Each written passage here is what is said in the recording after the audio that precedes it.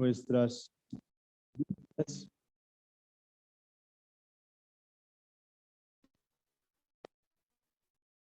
De la carta de Santiago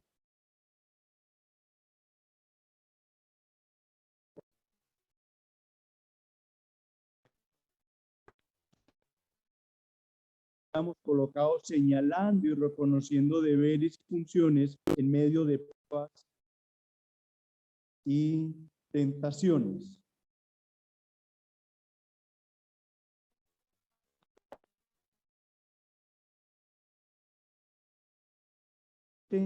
Al 15 de primer capítulo,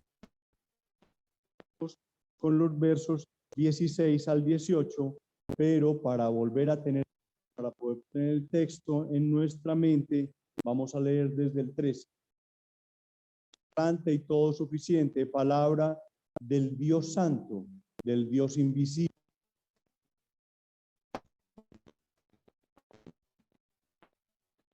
Porque Dios no puede ser tentado por el mal, ni Él tienta a nadie. Cada uno es tentado cuanto de su propia concupiscencia es atraído.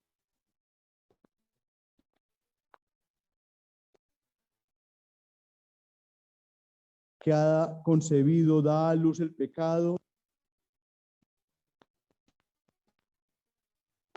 Hermanos míos, no erréis. Toda buena dádiva, Padre de las luces, en el cual no hay mudanza ni sombra de variación.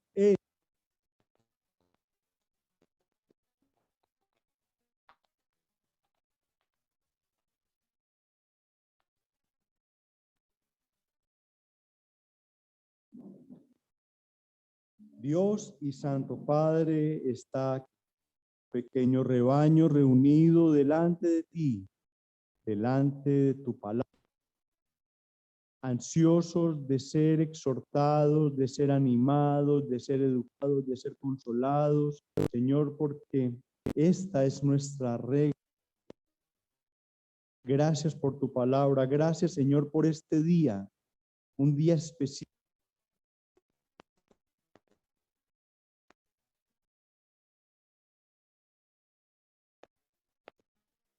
De Cristo, alrededor del Espíritu Santo. Gracias, Señor. Señor, tenemos absolutamente pecadores, que somos débiles, que nuestra lucha es diaria.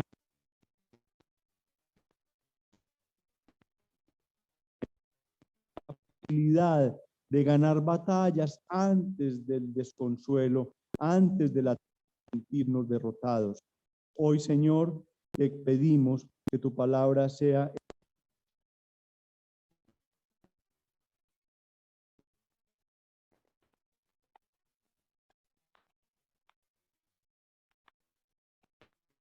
iglesias históricas, prediquen aquel evangelio poderoso que cambia existencia. Para que hoy, en algún momento de la celebración, conversión, Señor. Gracias. Y te pedimos que nos des ciencia, amor, tranquilidad, concentración el día de hoy para escuchar tu palabra. En el nombre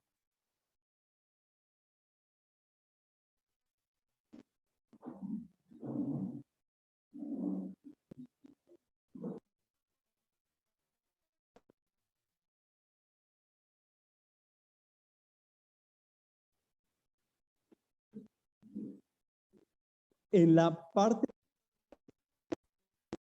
que va entre ese 13 y el 15, Santiago ya había expuesto en su origen en Dios. Santiago afirma que Dios es impecable, que esa impecabilidad lo imposibilita para que Él sea. El apóstol ha demostrado que el hombre es impecable y al mismo tiempo culpable cuando cae en tentación. En los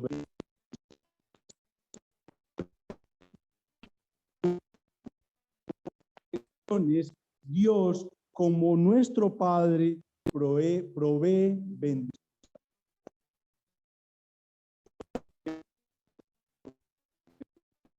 Terminamos hoy en el 18 y es la tercera de ese bloque que está.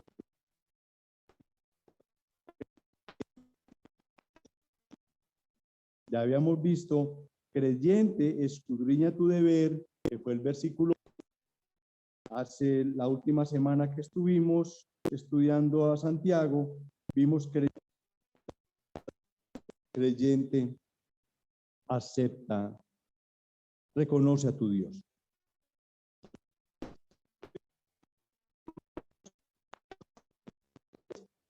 La Reina Valera del 60 dice así, pero la Biblia de las Américas, personas, inclusive muchos de los amados teólogos y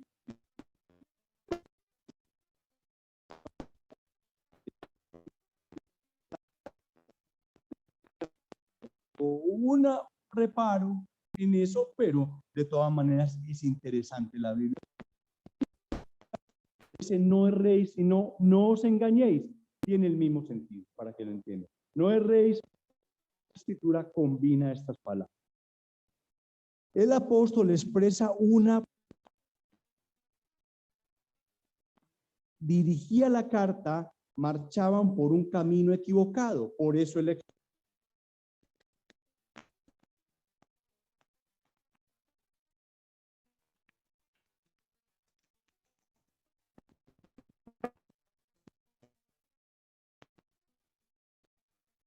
les dice, él manifiesta también una ternura pastoral.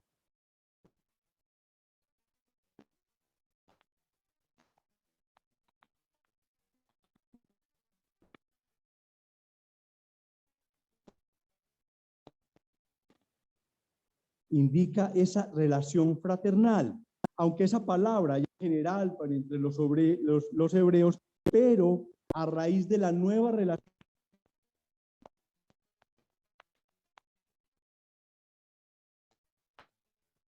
y la expresión amados establece que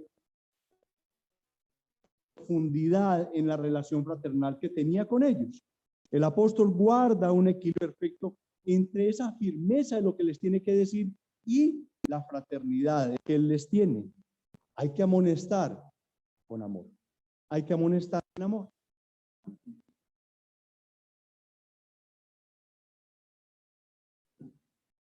Así me va calentando la gargantita. No es fácil, y quizás podemos llegar ahora a lo que vamos a llegar a una profundidad en esto, pero no es fácil saber exactamente qué clase de engaños. Él no los, aunque venimos de una porción donde los está exhortando y llamando la atención, si nos devolvemos al contexto inmediato, podemos sentirnos atraídos a que Santiago les está advirtiendo cuando habla de esos engaños de las tentaciones, que está en el verso 13. O de malinterpretar el carácter de Dios, que está en el verso 13 y en el verso 17. Posiblemente en la seriedad del pecado, hablándole, obviamente, a creyentes entre el verso 14 y el 15. Es claro que este versículo, este 16, hace la transición entre el texto 13 al 15 y del 17 y 18 que vimos anteriormente y vamos a ver el día de hoy. Adoptemos este versículo 16 como la puerta de entrada para ese versículo 17 y 18, como ese prefacio para el contenido. Recordemos que Santiago les está dando una advertencia seria que está en el versículo 13. Mire cómo les dice, cuando alguno es tentado, no es tentado de parte de Dios, porque Dios no puede ser tentado por el mal ni tenta nada. De ningún modo Dios es el autor de las tentaciones. Y lo que el sagrado escritor les está diciendo, dice, vean, no se engañen. Dios no nos da cosas malas, sino que es el autor de todas las cosas buenas que tenemos. Importante también tener en la mente que el engaño tiene que ser el súper engaño, que todo el mundo lo ve. No, los engaños a veces son sutiles. y se van metiendo, pero son sutiles. La petición de Santiago va también dirigida a personas creyentes, quizás con una fe mediocre, una fe reducida, una fe no alimentada. Quizás son síntomas inquietantes de no tener una vida y un comportamiento como realmente tenemos que actuar como redimidos. Esas personas no van a quedar impunes con su comportamiento si no hay arrepentimiento, muerte. Es la conclusión. La muerte de Cristo hace una separación entre aquellas personas que dicen ser cristianas y actúan casi como cristianos, ellos que son cristianos reales y actúan como no. Cristo es el que hace la acción.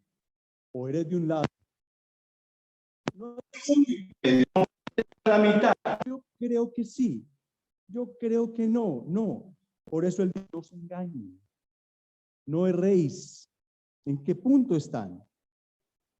Ahora, aprovechemos la escritura y aprovechemos a Pedro y aprovechemos a Pablo, o principalmente a Pablo hoy, para tratar, en este porcentaje, para que Pablo nos exprese cómo lo decía para entender más estos versículos. Vamos todos primero, vamos a la primera, a los Corintios, capítulo 6. 1 Corintios 9.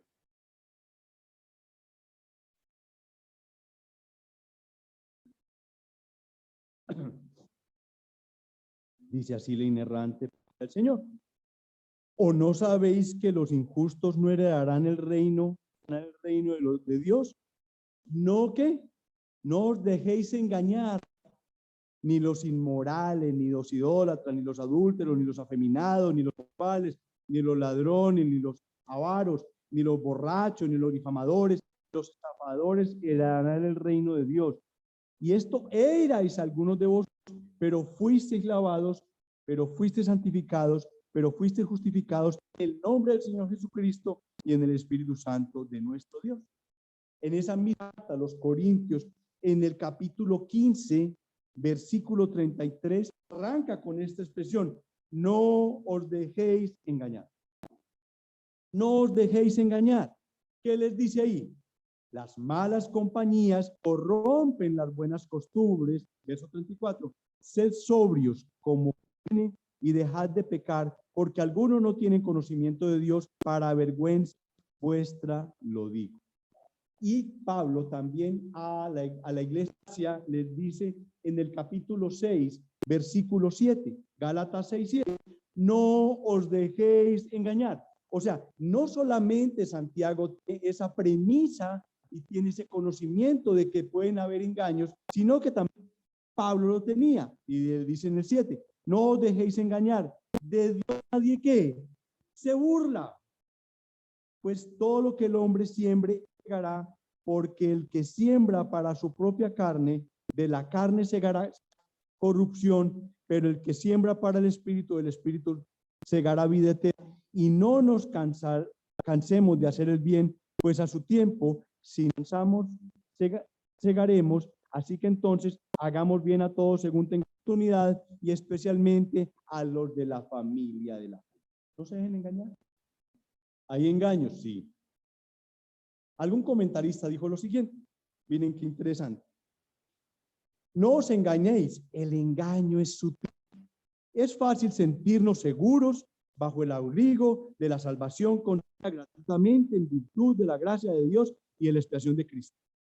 Y descuidar aquella salvación en vez de alistarla y trabajarla, como dice Filipenses 12, creciendo en santidad y siendo transformados a la imagen de Cristo, pero saber que este descuido, que suele ir acompañado por una actitud transigente con el pecado, ya soy salvo, y empiezo a dejarme seducir por el pecadillo, por aquellas cositas, es sumamente peligroso, porque puede indicar que, a pesar de nuestra profesión de fe, no estamos andando realmente el camino de santidad que conduce a la salvación.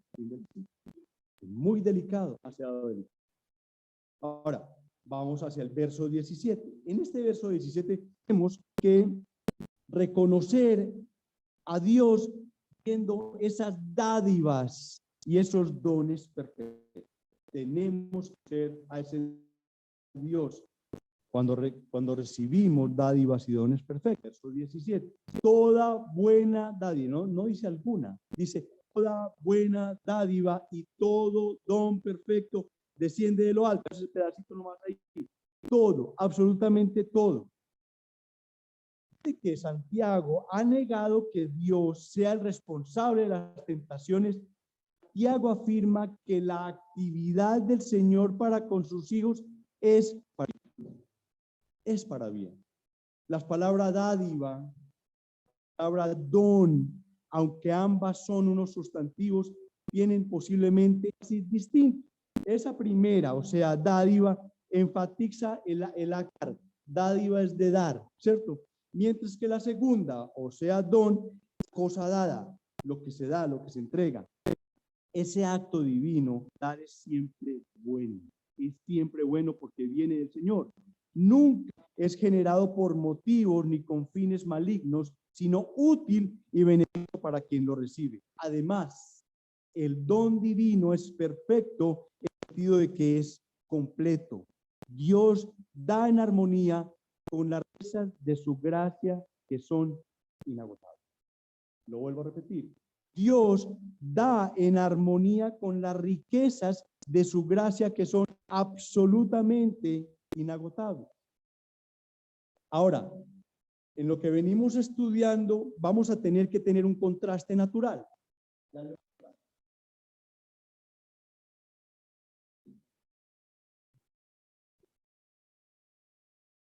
Primero, Santiago establece que Dios es el autor de las tentaciones.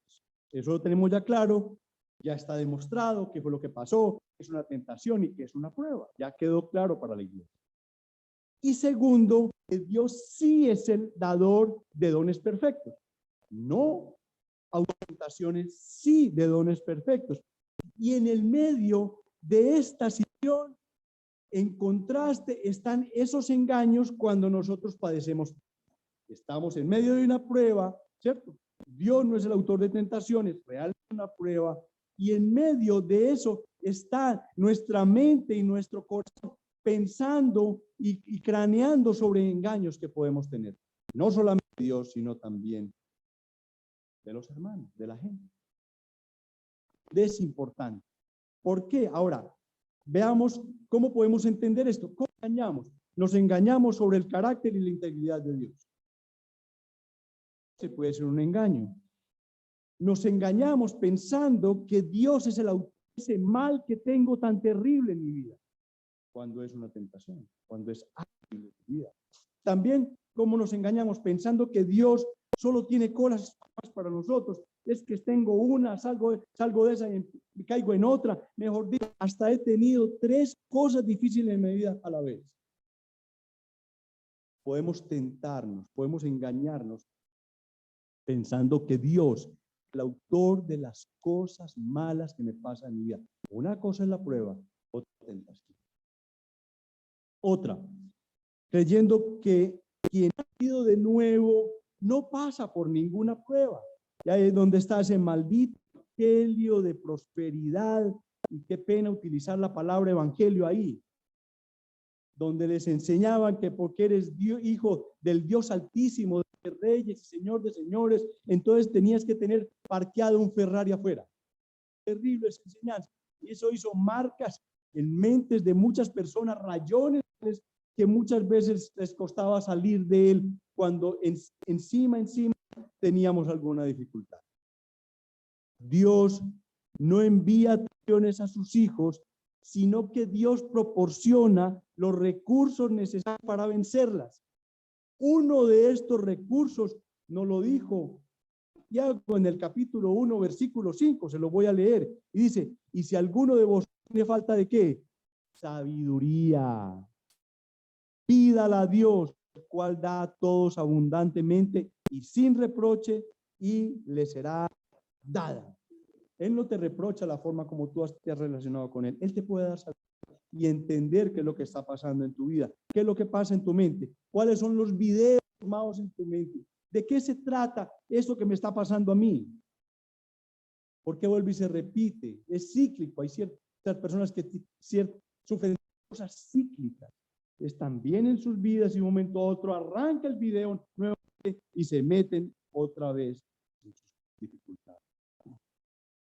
Fuera de este recurso de la sabiduría, Dios también nos da dones y medios útiles para usarlos y salir avante. Continuemos con el versículo 10.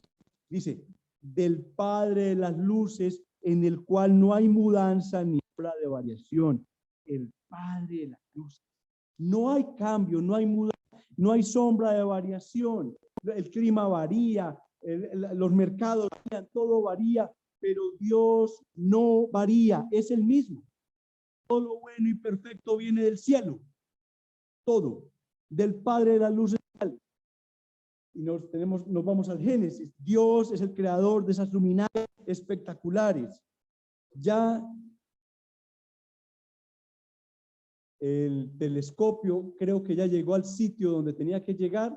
Ya todos sus mecanismos es más allá de la luna donde se va a ubicar. No sé cómo se ubicó el anterior telescopio, sino por allá. Y nos va a mostrar cosas más hermosas de ese universo insondable que ha creado Dios.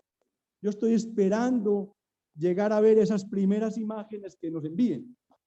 Estoy en primera fila, compré los primeros fichos. Espero la creación del Señor. Dios es el creador de esas luminarias, de cada sol que tú ves, de que ella es el creador, pero él mismo no es otra cosa que luz. En él no hay oscuridad.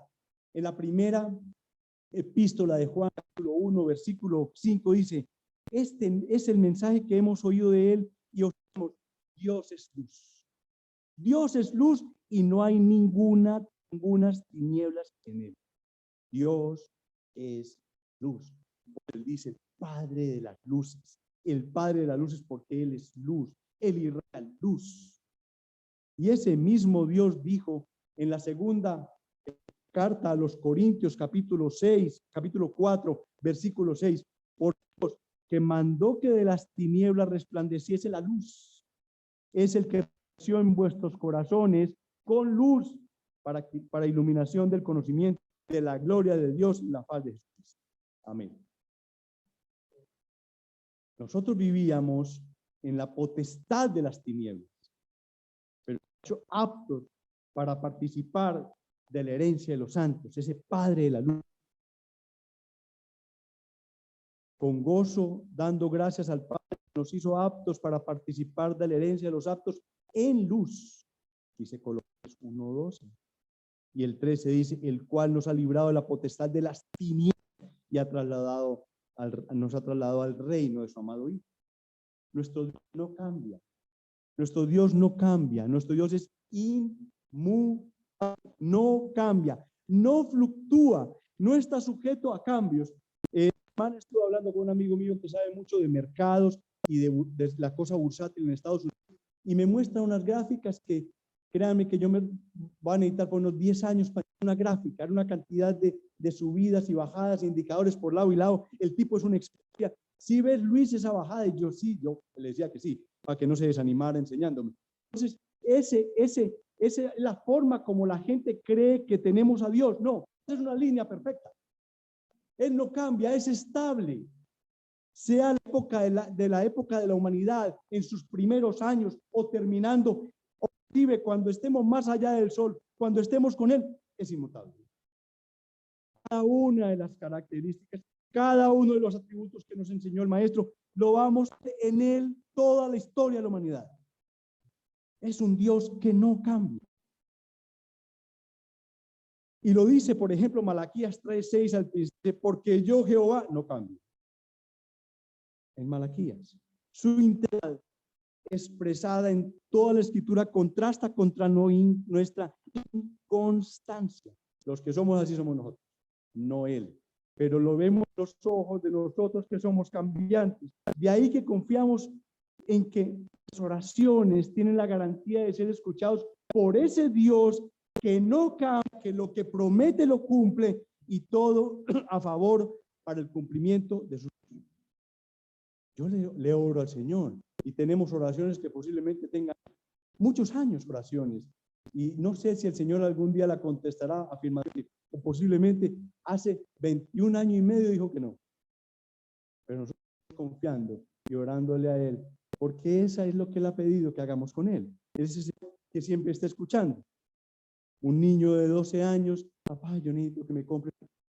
De 12 años. Él posiblemente tendrá que decirle al papá hasta que tenga los 10 años, tendrá que decir, papá, regálame un carro, papá, mi hijo todavía no puede ni alcanzar los, te va a dar un carro. Así somos nosotros. Pero tenemos ese Dios que lo que promete cumple y todo a favor del cumplimiento de sus santos propósitos. Hebreos 13:8, como algún día lo leímos, y es un versículo especial, dice Jesucristo es el mismo hoy y por los siglos. Y en 2 de Timoteo 13 dice, Él permanece fiel, Él no puede negar a sí mismo, Dios no puede hacer algo que va contrario a lo que Él dijo que era, a su propia naturaleza. Es imposible, no se da, no se puede. Que Dios tiene cosas que no puede hacer, claro, Él no puede ir en contra de lo que Él es imposible. Ahora, en ese verso 17 reconocimos a ese Dios dadivoso. Ahora reconozcamos a Dios de la regeneración, que es el verso 18.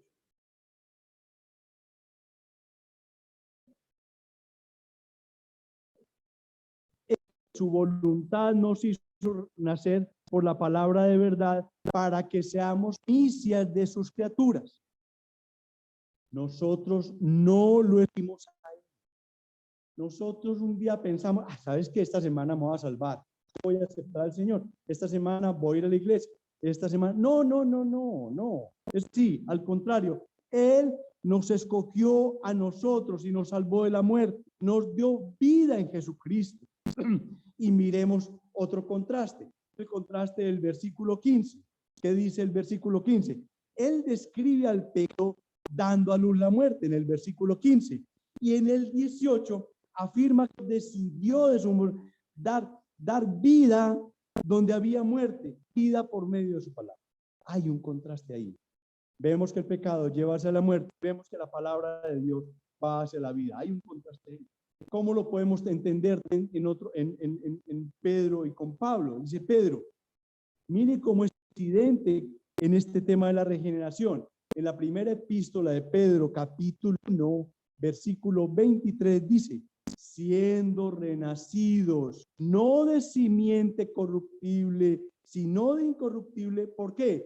La palabra de Dios que vive y permanece ¿por cuánto tiempo? Por siempre. Es la palabra de Dios. Muchas veces, claro, nosotros queremos que nuestras familias se salven, claro que sí. Y está abierta las iglesias para traer amigos, traer familia, porque si los exponemos a la palabra de Dios, ahí está la inmensa posibilidad de que el Espíritu Santo tome esa palabra y cambie sus vidas. Ahora están viendo posiblemente familiares nuestros, están viendo partidos de la UEFA o partidos de la Liga Argentina, mientras nosotros aquí expuestos a la santa palabra del Señor. ¿Ellos qué van a creer? Van a creer que nosotros estamos creyendo que tenemos un Dios poderoso. Pablo, encontramos que enfatiza la misma manera en Efesios 1:13, que dice, en él también vosotros, habiendo oído la palabra, oído la palabra, el evangelio de nuestra salvación, y habiendo creído en él, fuisteis sellados con el Espíritu Santo. Qué cosa tan extraordinaria, el solo hecho de oír la palabra, y cuando somos trasladados de esas tinieblas a la luz, inmediatamente tenemos la ruta, tenemos el sello del Espíritu Santo en nuestra vida. No necesitamos ir a buscar una parte, un cuarto nacimiento, ir a que nos, la llenura del Espíritu Santo, a que nos impongan las manos, a hablar en lengua. Inmediatamente nosotros somos en el reino de Dios, inmediatamente en ese instante se nos coloca un sello que es un sello que no se quita, porque es una promesa de Dios.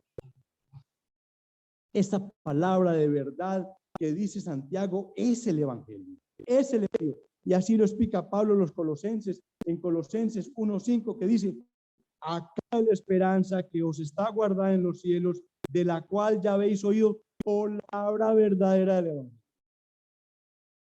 La palabra verdadera.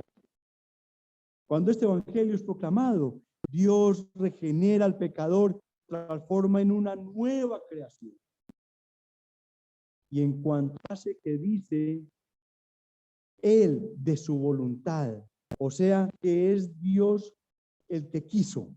Si queremos saber por qué Dios ha salvado, no obtendremos explicaciones más de su voluntad soberana. Es el ejercicio supremo de voluntad. No lo quiero decir de mala manera, es como porque quise, ¿sí o no? Es el ejercicio de su voluntad. Efesios 1:9, miren cómo dice, dándonos a conocer el misterio de su voluntad, según su beneplácito, Él lo quiso, el cual se había propuesto en sí mismo, de todas las cosas en Cristo, en la dispensación del cumplimiento de los tiempos, así las que están en los cielos como las que están en la tierra, en Él, asimismo, herencia. Miren lo que dice, habiendo sido predestinados conforme al propósito del que hace todas las cosas según el designio de su voluntad. ¿Por qué me salvó? Es que yo era la única de mi familia y yo tengo 3 hermanos que son unos santos. Pues, ¿por qué yo? No lo entenderemos. Jamás lo entenderemos. Jamás lo entenderemos. Dios nos salvó, nos manifestó su gracia.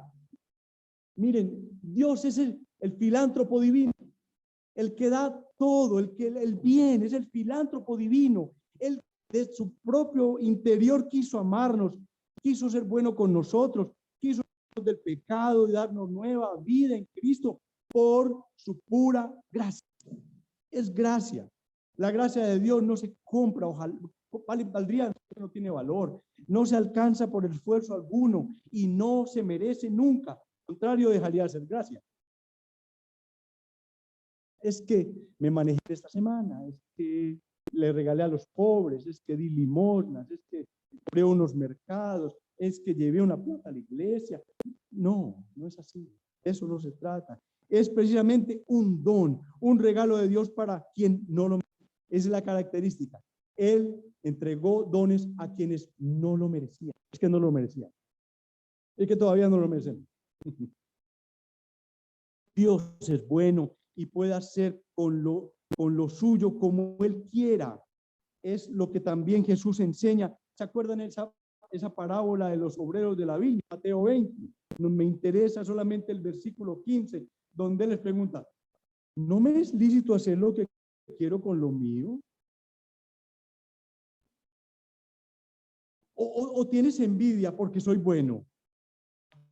Parábola, el versículo 15. Nada ni nadie mueve a Dios a favor del ser humano, sino su propia libre y bondadosa determinación, como también el mismo Pablo lo enseñó en Efesios 1:3 al 11, que ya lo hemos, especialmente los versículos 5 y 9, que nos indican el motivo de Dios al otorgar esa gracia a la humanidad en Cristo. Así que Dios nos salvó, nos manifestó su gracia libre y soberana. Libre y soberana. Y el versículo termina diciendo, para que seamos primicias de sus criaturas. Verso 18.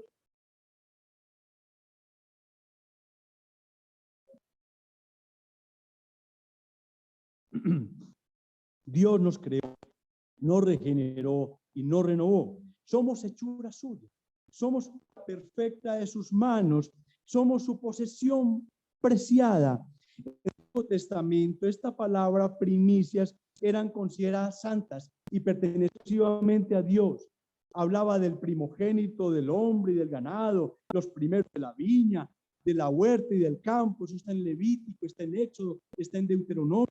Los profetas, inclusive en el Antiguo Testamento, también la usaron en la expresión en un sentido figurado, representando a Israel. En Jeremías 2, parte A del versículo 3, dice, santo era Israel a Jehová, primicias de sus nuevos frutos. Forma simbólica, pero ya en el Nuevo Testamento los cristianos son las primicias de Dios.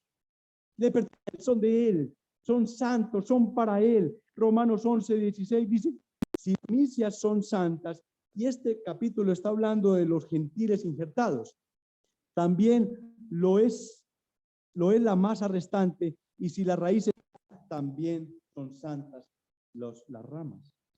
Pertenecemos a la incontable multitud que fueron comprados de entre los hombres y ofrecidos como primicia a Dios y al Cordero. Apocalipsis 14:4. Qué hermosura. Fuimos comprados entre los hombres y ofrecidos primicias a Dios y al Cordero. Apocalipsis 14:4. Para terminar, Santiago hoy ha contestado y nos ha enseñado, o quizás ha despejado inquietudes que posiblemente rondaban nuestra mente y nuestro corazón. Y dice así: ¿qué ha hecho Dios por nosotros? Y Él nos contestó: nos ha hecho renacer. ¿Por qué tomó esta iniciativa? Porque así lo quiso. ¿Cómo realizó esta obra en nosotros? Por medio de la palabra. Y cuarto, ¿qué finalidad perseguía con esto? Para que seamos las primicias de las criaturas. Para terminar, dice un autor: qué gran honor, qué honor. Somos las primicias de Dios y por tal razón santos. Somos las primicias de Dios y por tal razón santos. Es decir, Dios nos ha escogido entre todas las criaturas para ser santos y nos ha dado a sí mismo. Pertenecemos a Dios. Por lo tanto, nadie piensa nunca que Dios puede buscar que nos extraviemos. Esto es imposible porque Él es santo y nosotros, sus primicias, compartimos vida. Amén. ¿Cómo aplicamos en nuestras vidas? Fuera de las aplicaciones que hemos encontrado en el texto. A los amigos. Amigos, miren, hoy les digo que y tú tienes engaños poderosísimos. Tú tienes un engaño que se llama el buenismo. Es que yo no he atracado a nadie, es que yo no le he pegado una patada a mi mamá, no he matado a nada, es que yo no he atracado un banco. Ese buenismo y también ese moralismo que tú te crees tan bueno. Es que yo soy demasiado bueno. ¿Cómo para qué voy a la iglesia? ¿Cómo para qué tengo que leer la escritura? ¿Cómo para qué? Porque yo soy moralmente perfecto. En la sociedad, en la empresa, en todas partes me ven perfecto. Y el otro es el relativismo. Eso es el moralismo, el buenismo y el relativismo. Esos engaños no te van a salvar. Son perversos. Son absolutamente perversos. Han sido creados en tu mente y alimentados por esta edad que habla de esas tres cosas y crees que por eso tú tienes derecho a estar sentado en las bodas del Cordero. Y eso no se va a dar. Eso no se va a dar. Hay una gracia común, te quiero contar, amigo, que tú de alguna manera eres bueno, de alguna moralmente eres aceptable, de alguna manera tienes cosas buenas. Y te quiero decir una cosa, que hay una gracia común que hoy te beneficia en el sentido que no eres tan malo como desearías ser. En tu mente que eres perverso, pero no lo sos, porque Dios ha derramado sobre el mundo una gracia que no permite que seamos tan malos como deberíamos ser. El mundo no es perverso como debería serlo por la bendita gracia común que tiene Dios sobre la tierra. ¿Te crees bueno? ¿Aduces el relativismo? ¿Te crees moralmente perfecto? No, eso no viene de ti. Hay un beneficio en esa gracia común que tú te estás beneficiando, pero eso no te va a servir. Lo bueno que te pasa no es porque eres arrasador, por tu arrasador encanto. Lo que te pasa no es por ese encanto que tienes o por tu inigualable inteligencia. No, es por la gracia como Dios que te beneficia. Dicha gracia no es salvadora, solo la gracia proveniente de la cruz salva. Ve a ella, amigo. Ve a ella. Para los niños, niños, todo viene de Dios. Si tú has visto las matemáticas, vienen de Dios. ¿Qué pereza la matemática? No, Dios la creó. Si tú has visto la geografía, posiblemente te enredas con los nombres de los niños. No, Dios lo creó. Dios creó la historia. Dios, el Dios que tenemos es el Dios de la historia. Tenemos que amarla porque es de Él. Todo viene de Dios. Todo lo que te pasa en la vida viene de Dios. Y a veces dificultades que tú tienes en la vida también vienen de Dios para que aprendamos. Así que niños, céntrense en pensar que viene de Dios y a Él para que les muestre de qué se trata lo que les pasa. ¿Por qué estoy perdiendo tanto que orar? Porque no estás estudiando. Para la iglesia, quise decir matemática porque decir, no, la matemática. No. Para la iglesia, Dios nos salvó por su misericordia, claro, para nosotros, lo hemos oído 1.000.000 de veces, no por obras para que, bueno, en fin, libre y soberanamente nos ha manifestado su gracia, su amor, su bondad, y solamente en Cristo. No merecemos nada de esto, y creo que todos lo decimos y nos llenamos como ese falso orgullo. No tenemos nada, pero Dios nos ha dado todo en Cristo. Recibamos de confianza y con profundo gozo ese maravilloso don de Dios y expresemos nuestra gratitud al Señor por su eterna salvación. ¿A dónde vamos? Que nuestra vida sea expresión de esa, no buscando nuestro propio bienestar egoísta, sino buscando el bienestar también de los demás. Pensando por quien vive a nuestro lado, esposa, esposo, hijos, familiares, vecinos, cercanas que viven, estudian, trabajan cerca de nosotros. Este es nuestro prójimo. Recibimos dádivas y dones espectacular, maravilloso, iglesia, sabiendo que el más bien que podemos dar es proclamar la buena noticia de estar en Cristo con nuestras palabras y con nuestras acciones. Hemos recibido, ¿cómo lo vemos? No a Dios.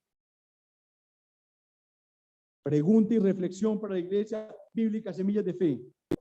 ¿Cómo estamos usando esos dones y dádivas para llevar a la gente a Cristo? ¿Cómo lo estamos haciendo?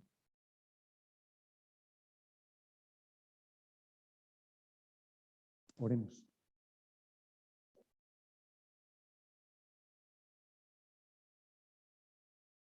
Dios y Padre de nuestro Señor Jesucristo, te damos gracias por Cristo, el autor y conductor de nuestra fe. Eres un Dios, el filántropo universal, que da a hijos rebeldes, a hijos no tan fieles con Él. Y siempre estás dándonos dones perfectos, dones santos, dones buenos, nos están dando. Tus dádivas vienen de ti, de ese Padre de las luces, el autor, creador de este universo insondable. Qué maravilla, Señor. Tu creación es, y ahí te vemos, ese Padre de las luces. Hoy, Señor, tu iglesia ha sido una palabra de ánimo, una palabra de esperanza, sabiendo que a pesar de las dificultades, a pesar de todo lo que nos pasa, tenemos un Dios dador, un Dios que tiene la mente, el corazón y todo puesto en nosotros, en sus hijos. Somos su heredad, somos familia, somos aquellos a los cuales Él llamó mis primicias. Y las primicias es aquella palabra que es santa y que pertenece únicamente a Dios. Te pedimos, Santo Espíritu, que ilumine nuestras mentes para entender cada mensaje de estos y aprovecharlo. Aprovechar que es un don para mí, aprovechar que es una prueba para mí y entender en qué tentaciones me he metido, en qué tentaciones he caído, para no de culpar a Dios de cosas que no son de su fuero. Su fuero es de amor, pero también de justicia.